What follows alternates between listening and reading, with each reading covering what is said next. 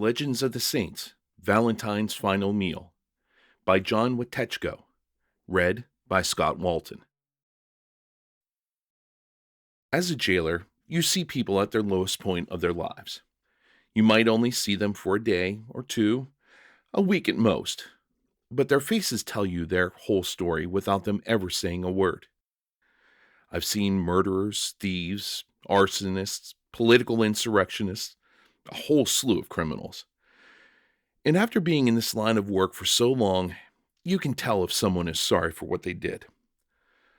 But I try not to talk to the prisoners much. Their wickedness can stain you, and you don't want to bring that home. Sometimes, if I can tell from a person's face that they're not actually guilty, or their sentence is much greater than their offense, I might be open to a small discussion. These are the people who are more inclined to talk anyway, because they feel so alone, so lost in their cell. But this man was different. When I saw his face, I couldn't figure out his story. By now, I'd seen hundreds of faces, sad and repentant, proud and remorseless. But this man had an expression I'd never quite seen before, and it intrigued me. I brought the man a crust of bread, what would undoubtedly be his last meal, and tossed it through the bars of his cell. He looked me in the eyes as he picked up the morsel. "Thank you," was all he said. He had a kind voice and kind eyes, unlike any I'd ever seen in this place. He looked like one of the more innocent prisoners, except that kind is usually anxious to talk about their innocence. This man seemed content with his fate and his silence. Somehow I was not so content. "Nice manners for a criminal," I said. He smiled. "Only some people consider me a criminal." "So why are you in here then?" I asked. "I'm in jail for love," the man said. "A crime of passion, was it?" I laughed. "Something like that," he nodded. Then he looked at me in a way I'll never forget. His eyes looked at me, like he knew who I really was, and as if he was an old friend. He asked me, "What's bothering you? What's on your mind?" I didn't know how he knew. I didn't know why he was so concerned about me when he was the one scheduled for execution. And yet, there we were, standing face to face, with nothing separating us except a dozen iron bars. "What are you talking about?" I said. I don't know why I didn't just answer him. I knew exactly what was bothering me, but I couldn't bear to be exposed like that. The man continued speaking. "You're hurt and scared, and you feel alone. I understand. I'm worried about my daughter," I finally said. "She's been blind since infancy, and her mother died during childbirth. So she's my only family, and I fear for her constantly." I didn't know why I was telling him these intimate details about my life. I'd never shared this with anybody. But there was a familiarity about this man and a warmth that encouraged me to open up. "Family is irreplaceable," he said, "and it's natural to be worried about the world and frightened by the unknown, especially when you're concerned about those you love." "My daughter is my world," I said, "and I live in fear every day that something terrible will happen to her." "It's so easy to live in fear," the man said with a gentle sigh. "Fear of big things, fear of little things, fear of death, fear of life. And what do you get for being so afraid? What comes from fear?" "By knowing what to be afraid of," I said. "I know how to keep me and my daughter safe." "If you fear what you cannot control," the man said, "then you will be controlled by what you fear. Can you change how hot fire is just by worrying about its blaze?" "But if I don't fear the fire," I argued, "my daughter might get burned." But the man persisted. "Know the fire. Understand its heat and the pain it can cause. and then do well to avoid it. But don't let the fear of what it could do control you. If you know that it can burn you and you don't get near it, then why should you be afraid? There is there is so much to fear, I said. Don't act out of fear. Act out of love. And I know you love your daughter. He smiled at me with a tender face that looked like he truly cared. And through the cold iron bars, he extended his arm and put a hand on my shoulder. Truly, this prisoner was unlike any I had met before. He removed his hand, nodded to me, then sat back down in the corner of his cell.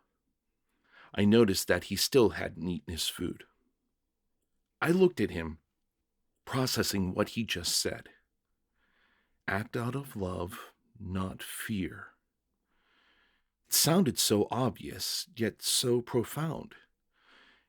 It was as if I was seeing the world for the first time.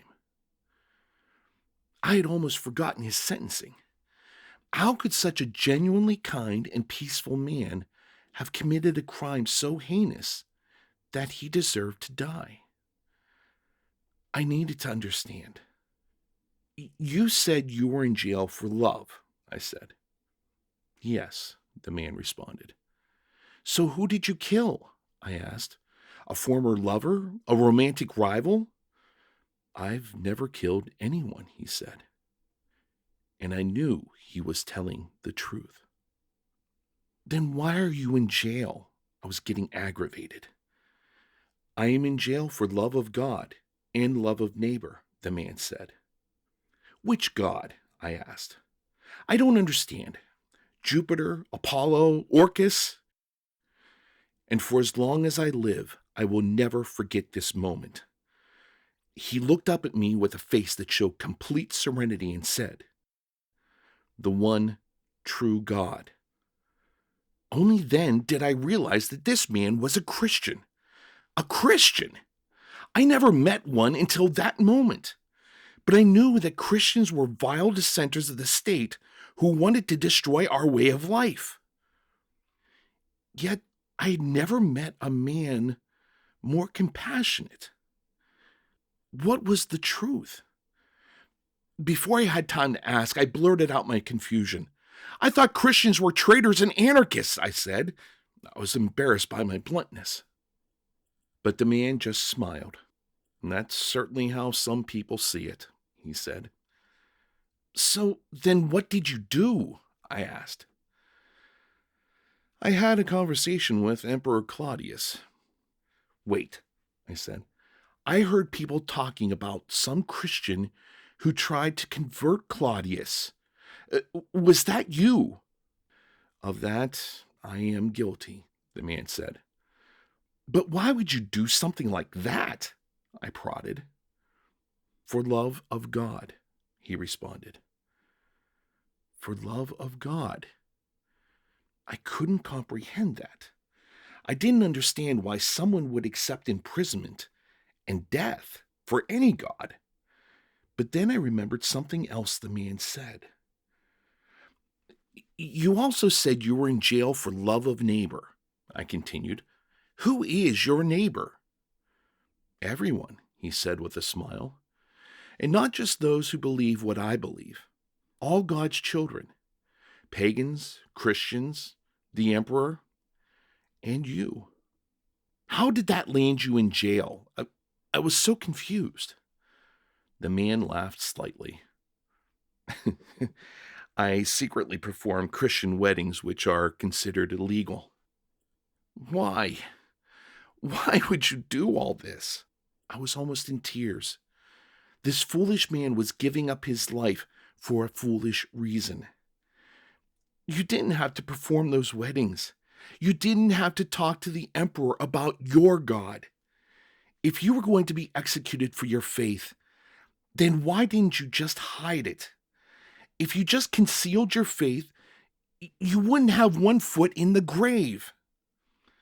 But then, in the calmest voice I had ever heard, the man declared, I do not fear death, for God has already beaten death. Was this Christianity, I thought? Peace, patience, kindness, trust, faith? A life led by love and not by fear? I, I, I stumbled. I, I want to learn.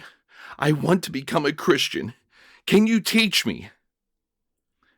I don't have much time, the man said, but I will teach you a prayer. Before he could get any further, however, the head warden came in. Cassius, he screamed at me, get away from that crook's cell. He's next on the chopping block. I didn't want to go, but the man gave me a smile and nodded. He knew, as I did, that this was just the beginning of my faith journey. I smiled and nodded in return, and as soon as work was over, I ran home to see my daughter. I didn't go to his execution. I couldn't bring myself to see that man killed, but I heard that they tried to beat him to death with stones and clubs, but it didn't work. Must have been that powerful God of his. Eventually, they beheaded him outside the Flaminian gates. About a week later, I was preparing his former cell for a new prisoner. As I was inspecting it, I noticed something etched into the wall. It started, Our Father in heaven, hallowed be thy name. It was the prayer that the man was going to teach me. In his final moments, he was thinking not of himself, but of a stranger who became a friend. I read the prayer quickly, committing it to memory, and when I reached the end, following the word Amen, there was a short inscription that read, From your Valentine.